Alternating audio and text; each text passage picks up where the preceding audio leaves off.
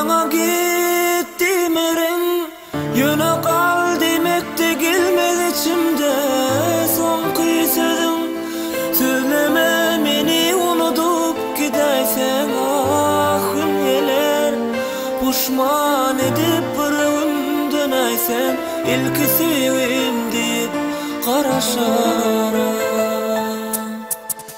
Git ayrılıp uzaklara git, İğdimda yaşlı güllerim giryan edip. Git koyup yalnız başıma, İstesem de dön desem de oylanma. Git ayrılıp uzaklara git, İğdimda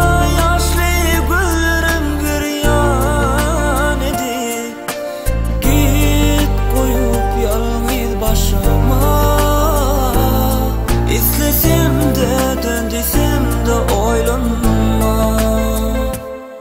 Sana gittim erim, yöne kal demekte gelmedi içimde.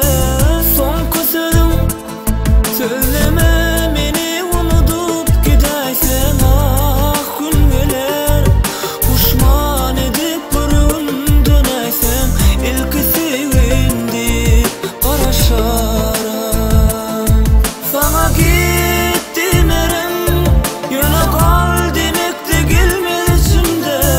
Son kıyısıdım, söyleme meni unutup gidaysen. Ah gün geler, puşman edip bırığın dönaysen. İlki sevim deyip karaşara.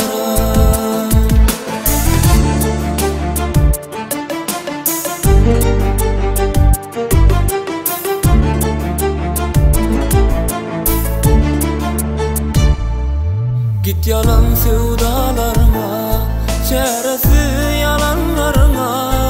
Bu yürek muğda dayanar, alşarın gözyaşlarıma.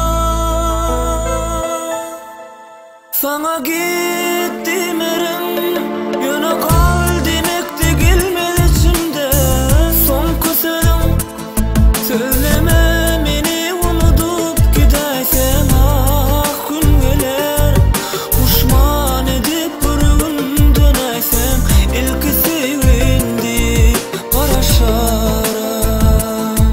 Sana gittim erim, yöne kal demekte gelmedi içimde.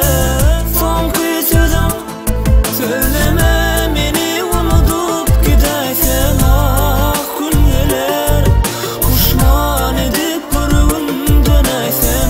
İlki sevim deyip karaşara. İlki sevim deyip karaşara.